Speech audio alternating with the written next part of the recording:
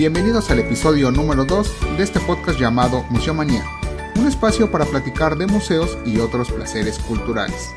Mi nombre es Adrián MG y saludo con mucho gusto a quien me acompaña en esta ocasión, Alejandro Luna.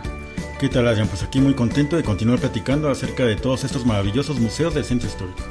Así es, pues en el episodio número 1, cual fue el arranque de este proyecto, de este podcast, hicimos un recorrido por algunos museos de la calle de Moneda y por el tiempo ya no nos dio oportunidad de llegar a la Academia de San Carlos, un lugar importantísimo también para la cultura en México.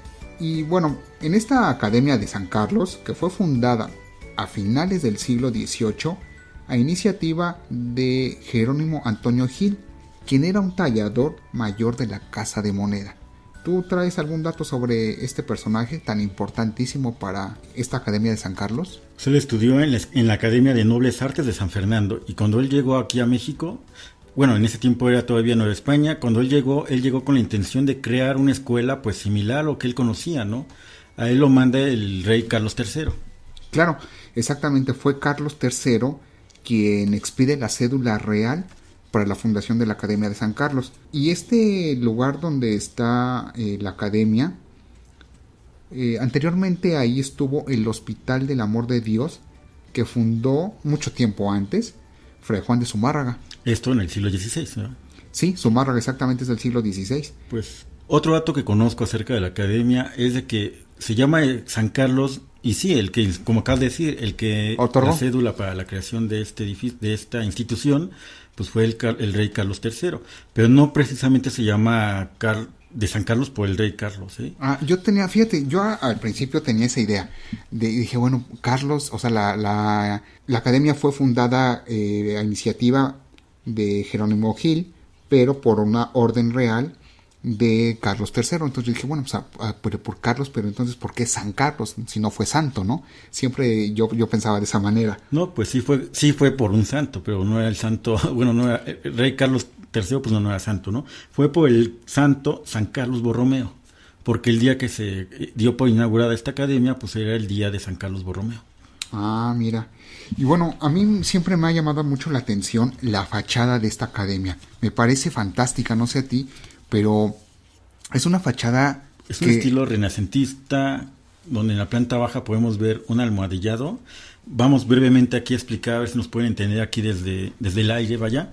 Almohadillado, pues viene de almohadas, ¿no? Viene como si fueran tipo sillares, como si fueran ladrillos, tabiques, pero grandes remarcados.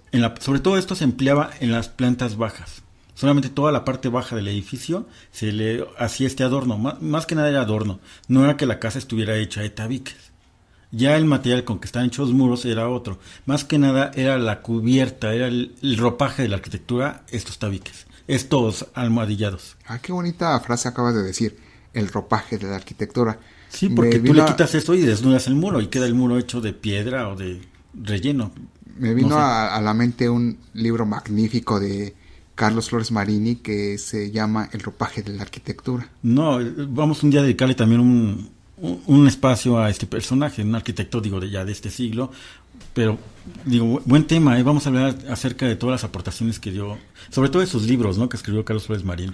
Más adelante hablaremos de él, qué bueno que lo mencionas. Sí, fue un defensor importantísimo del patrimonio arquitectónico, sobre todo en el centro histórico. Sí, era un orgullo porque fue la última persona que estaba en vida, que vivía, el último sobreviviente de los que firmaron la Carta de Venecia. La Carta de Venecia fue un documento que se expidió donde se informaba acerca de todo lo que se tenía que hacer en restauración, como un reglamento de restauración, ¿no? Entonces este señor participó ahí, él escribió en 1964, participó en esa Carta de Venecia y él pues todavía hasta el 2012 me parece todavía vivía, entonces era un orgullo contar con él. Pero más adelante le vamos a dedicar un espacio, qué bueno que lo tocamos. Sí, hicimos un paréntesis importantísimo de un personaje muy importante en la ciudad. Volvamos a la Academia de San Carlos y estábamos con la fachada.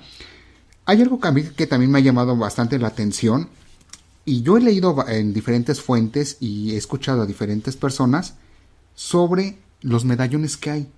Yo investigué un poco y tengo que fue de los medallones que están en la fachada de la academia, que es Antonio Gil, Carlos III, José Bernardo Couto, Manuel Tolsá, Miguel Ángel y Rafael. Son 6. Así es.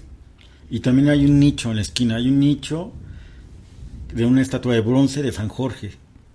Ah, sí. Esta estatua la donaron la colonia italiana en las fiestas del centenario de la independencia.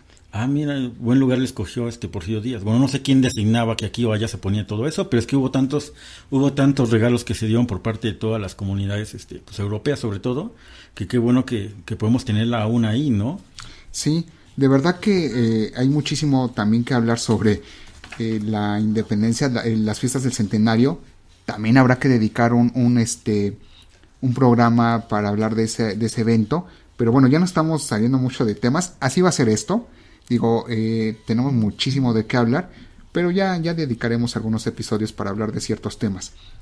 Pero también esta escultura de bronce de San Jorge, ajá, que es la que actualmente está, es una copia de la reproducción original de Donatello. Es decir, es copia de la copia.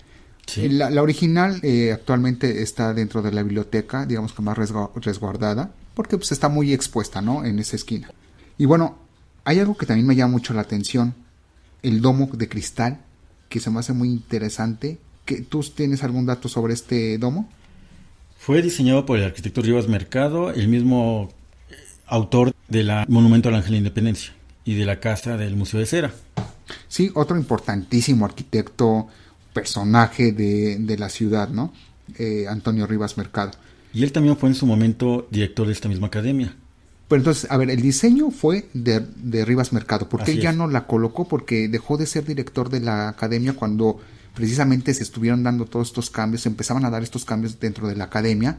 Entonces él tuvo que renunciar como director. Lo hicieron renunciar, al parecer los mismos alumnos pedían su renuncia. Tengo entendido que pedían su renuncia porque él era una persona que estudió en París, era un academicista de hueso colorado, podríamos decir. Entonces él era muy rígido en sus clases y en lo que él pedía a sus alumnos, ¿no? Era muy rígido y los alumnos empezaron a rebelarse y ya querían un poco más de libertad y lo hicieron renunciar, vaya. Y el encargado de terminar este domo fue el arquitecto Manuel M. Gorospe. Otro arquitecto importantísimo para la historia de la ciudad. Realmente la antigua Academia de San Carlos, que hoy está bajo custodia de la Universidad Autónoma de México, incluso ahí se llevan a cabo posgrados de artes visuales que da la Universidad Autónoma de México. Hay algunas exposiciones también y también es interesante pasar, pues ver la fachada, ver el domo y también interesante ver la serie de réplicas de esculturas que se trajeron, ¿no? Que los mismos maestros que llegaron de escultura, de grabado, pues trajeron de... Todos estos maestros en su mayoría eran europeos y ellos mismos trajeron esas esculturas para que sus alumnos las conocieran y pudieran estudiar a partir de ellas. Sí, algunas de ellas fueron traídas por Manuel Tolsá. También hay que decirlo, algunas de las esculturas fueron hechas por los alumnos de la academia, ya aquí en lo que en ese entonces era la Nueva España y después lo que de la Independencia, siguió la academia y los alumnos también hicieron trabajos que algunos están también en el Museo Nacional de Arte, en el MUNAL. También hay esculturas que estaban en la academia o que fueron hechas en la academia. Bueno, ya para pasar a otro museo, yo les recomiendo muchísimo también que visiten la biblioteca. Es fantástica esa biblioteca, está especializada desde luego en arte, pero cuando se animen a visitarla, no dejen de ir también a la biblioteca. Sí, sin duda alguna es un lugar con mucha historia, es un lugar donde podemos imaginarnos que ahí estudió Diego Rivera, ahí llegó José Clemente Orozco a estudiar, o sea, incluso ahí se conocieron, hay imágenes muy padres donde podemos ver a José Clemente Orozco y a Diego Rivera de chavitos, de alumnos, ¿no? Por ahí luego compartimos las fotos, donde ellos están ahí como estudiantes, ¿no? También el doctor Alt también llegó y ahí estudió. Joaquín Clausel. O sea, todos los grandes. Saturnino Herrán, todos los grandes de la plástica mexicana, incluso arquitectos y escultores, ahorita no me viene a la mente escultores, pero todos estos grandes, imagínense qué importante edificio, ¿no? Todos de ahí salieron. Sí, entonces no hay que perdernos la visita a la Academia de San Carlos. Ahora vámonos a otro museo, el Museo de las Constituciones. Este museo está ubicado en lo que fue el templo del Máximo Colegio de San Pedro y San Pablo. Es una fundación de los jesuitas. Es de ese gran complejo que tuvieron los jesuitas en sus escuelas. Esas sí eran escuelas de ellos. Recordemos que los jesuitas son importantísimos por la educación precisamente en la época de la Nueva España. Y ahí, bueno, pues se fundó el Museo de las Constituciones. Bueno, en un principio también estuvo ahí, fue también sede del primer recinto legislativo. Claro, porque ahí el recinto tiene muchísima historia. Vamos a tratar de hacerlo mucha historia, ¿no? Sí, exactamente, tiene muchísima historia. Como todos los recintos de los que estamos comentando, hay muchísimo que contar. A ver, vamos a tratar de hacerlo de manera cronológica. Digamos que en la época de la Nueva España estuvo ahí la iglesia del Máximo Colegio de San Pedro y San Pablo, que como ya dije es fundación jesuita. Una vez dada la independencia, ahí fue donde se instaló el primer Congreso Constituyente. Así es. Hasta que pasó a lo que es el Palacio Nacional, ¿no? Sí, exactamente. Que ya habíamos comentado el capítulo pasado. Exactamente, sí. Ahí también es tan importante ese lugar, mira, se redactó y se juró la primera Constitución de México independiente.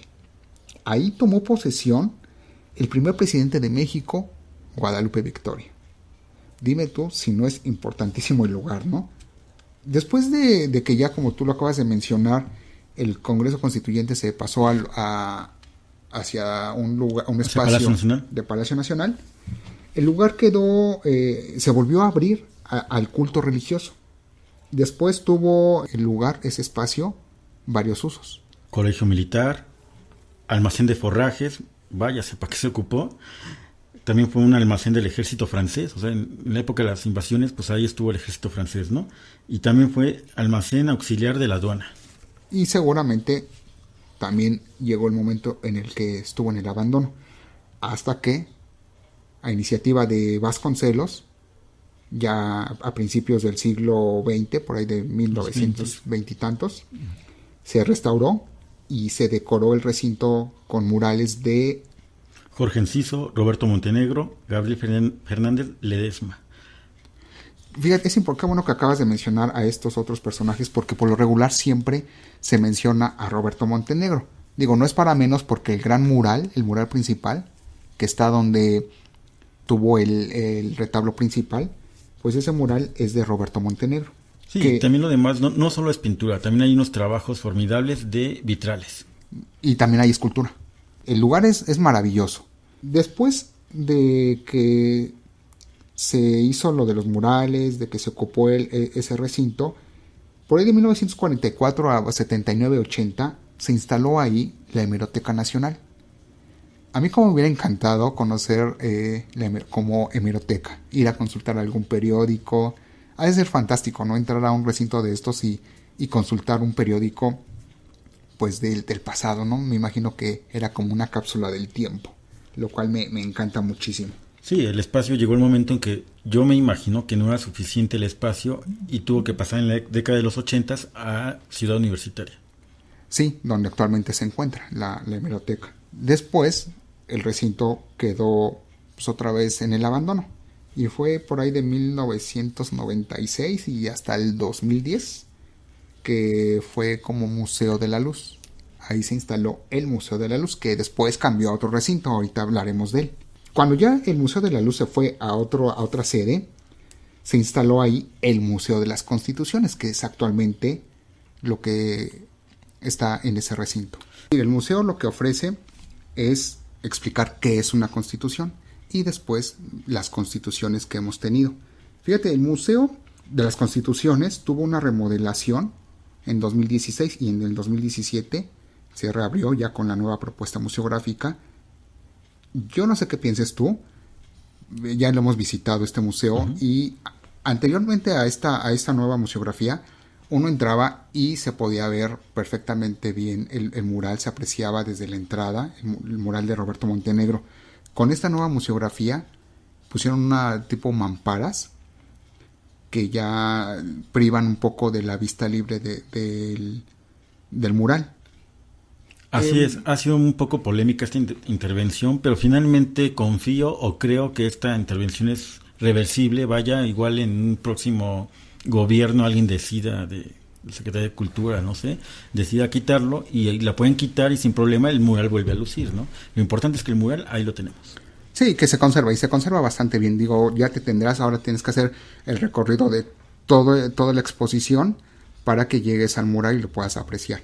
Y un datito extra aquí que tengo del Museo de las Constituciones es que a un lado de él hay un pequeño edificio, no sé, se integra muy bien al conjunto, pero hay una iglesia ahí presbiteriana. Sí. Así que sigue habiendo culto ahí, digo, ya no de la religión católica, pero hay un pequeño espacio dedicado a la iglesia presbiteriana. Sí, sobre la calle del Carmen. Y mucha gente pues piensa que todo eso es el Museo de las Constituciones, sino ese pequeño espacio lo tiene una iglesia presbiteriana. Así es. Bueno, yo les recomiendo muchísimo que visiten la página web del Museo de las Constituciones. Es muy interesante, de verdad está muy bien hecha esta página, lo cual me sorprendió bastante porque actualmente ya los museos tienen como una página oficial y ya está bastante fea las páginas. Pero el de las Constituciones me gustó muchísimo. Incluso puedes hacer un recorrido virtual por el museo, recorrer las salas de este museo. Tiene muchísima información de la historia de las constituciones, la historia del recinto. Vamos, yo los invito de verdad a que visiten la página, es muy recomendable. No, y qué mejor que la gente primero se meta a internet, llegue un poco informada para que disfruten más del espacio, ¿no? Y no estén preocupados por solamente estar leyendo todo lo que está en las fichas, ¿no? Y que puedan acercarse al lugar y ver los murales. Y no solamente los murales, como ya hemos comentado, también hay vitrales. Así es. Y bueno, este museo está en la calle de San Ildefonso, número 43, casi esquina del Carmen. Ahora vamos a otro museo, que es el Museo de la Luz. Este museo, que anteriormente estaba donde hoy está el de las Constituciones, ahora está en lo que fue el colegio chico del antiguo colegio de San Ildefonso. También está bajo custodia de la Universidad Autónoma de México. Es un museo temático que da a conocer las diferentes facetas de este fenómeno de la luz y la relación que tiene con los campos de la ciencia. Es un museo, digamos, experimental, que ayuda mucho a entender este fenómeno tan importante de la luz. Este museo está sobre la calle de San Ildefonso número 43. Yo voy a confesar que no lo he visitado, por eso es que no me atrevo a dar mayor información, pero me comprometo a pronto irlo a visitar y venirles a platicar más sobre este museo. Y bueno, ahora, si te parece bien, vamos a pasar a un magnífico museo, que es el antiguo Colegio de San Ildefonso. También fue en la época virreinal una fundación de los jesuitas. Su arquitectura data del siglo XVIII y actualmente pues es un ejemplo importantísimo del barroco en México. Así es un magnífico ejemplo del barroco, y ahí lo curioso es que toda la fachada que da hacia lo que es la calle de Justo Sierra, que es donde todo el mundo llegamos, allí a un lado del Templo Mayor, toda esa fachada es del siglo XX. Ah, sí, exactamente. Toda esa fachada es nueva. Muchos se van con la finta de que, órale, desde entonces está. No, esa parte es la más nueva. Se hizo una ampliación donde el arquitecto, no tengo el nombre del arquitecto, fue tan bueno, integró todo, ¿no? No se nota que es lo nuevo y que es lo viejo, y se hizo el anfiteatro Simón Bolívar. Y fue la cuna del muralismo. Sí, exactamente. Yo también cometía ese error. Pensaba que la fachada de Justo Sierra, es decir, la fachada sur, era virreinal, y no. Nada más es la fachada norte, que está sobre la calle de San Ildefonso, que es preciosísima. O sea, a mí me encanta. Yo creo que es una de las mejores fachadas, como lo acabamos de mencionar. Es un ejemplo muy importantísimo del barroco. Podemos ahí observar precisamente en esta fachada un relieve en mármol de San Ildefonso recibiendo la casulla en manos de la Virgen María.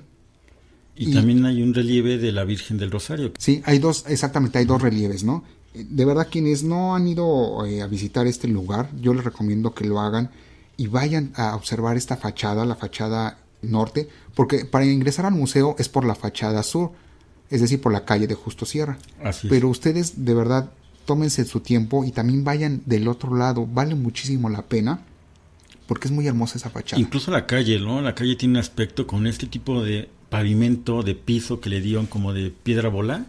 También le da una textura muy interesante, ¿no? El contraste de la piedra bola con el tezoncle y cantera gris de la fachada es muy interesante, ¿no? Y luego cuando la luz 3, 4 de la tarde le da. Sí. Es un espectáculo para mí ver esa calle.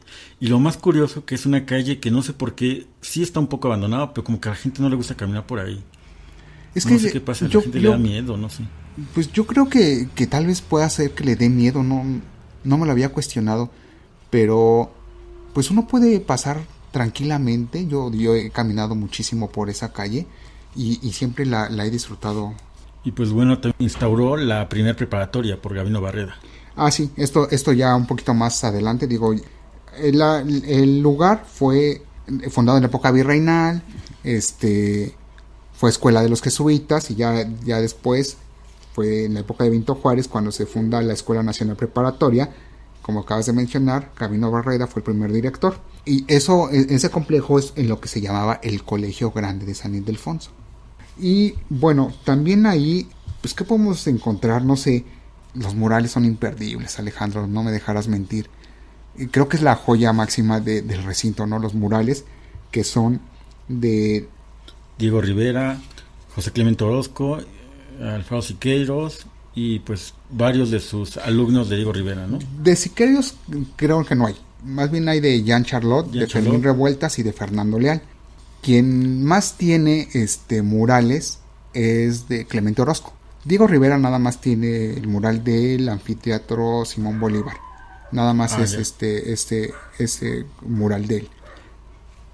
Pero los de Clemente Orozco, bueno, pues son magníficos, ¿no? Uh-huh. Tiene varios patios, incluso tienen nombre sus patios, ¿no? Tiene el patio del Colegio Chico y el Colegio de Pasantes y el Colegio Grande.